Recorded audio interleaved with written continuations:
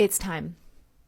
It is time. This is not a drill. We finally have a Dr. Kathleen Martinez update. I have just had the flight from hell. I've been traveling since 4 a.m. It is now 9:30 p.m. I haven't eaten, I haven't slept, but I will be damned if I don't give you guys your Kathleen Martinez update before I do anything else. My TL Science family has been waiting so patiently. You have been messaging me, you have been tagging me, so I am not going to make you wait any longer. Let's jump right into the update. So Dr. Martinez wrapped up her 2024 excavation back in October, and she submitted all of her artifacts and evidence to the Egyptian Ministry of Antiquities, and they finally have released a statement on her finds. This specific excavation had some big finds. First, they uncovered a whole array of funerary and ritual items found underneath Taposiris Magna in the foundation itself. All of these artifacts date back to the late Ptolemaic era, aka during Cleopatra's rule. And one of the key discoveries was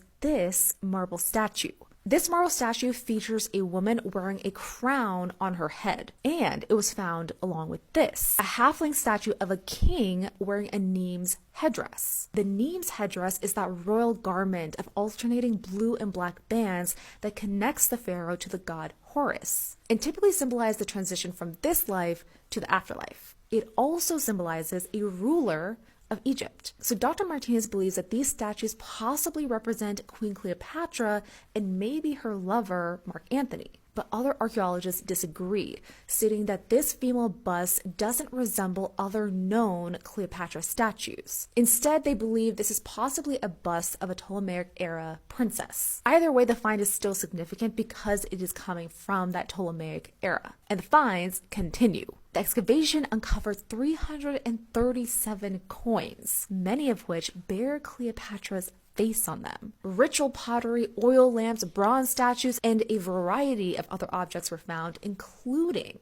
a bronze ring dedicated to the goddess Hathor, and a scarab-shaped amulet with the phrase, "The justice of Ra has risen," inscribed on it, which just sends chills down your spine. It's finds like these where you can't help but feel that Dr. Martinez is so close. And these artifacts date back to when the temple was first constructed in the 1st century BCE. And there's more. We haven't even gotten to the grand finale yet. They unearthed the remnants of a 4th century BCE Greek-era temple that was then destroyed in the 2nd century BCE. The significance of this temple is still yet to play out, but the location is what is intriguing, at least for me. It was built right next to that underground tunnel system that connects Taposiris Magna to the Mediterranean Sea. The general theme of this excavation was more proof that Taposiris Magna and the surrounding area was prepared as a tomb and a funerary site for a very important person or persons, because they found another large tomb with 20 chambers, and then another tomb underneath the ancient Taposiris lighthouse. And in that tomb were 3 rooms, and in one of those rooms were 9 half-length marble statues with other precious artifacts, all indicative of a very high-status person being buried there along with other high-status people from their court or otherwise. Okay, now we get to the grand finale, the underwater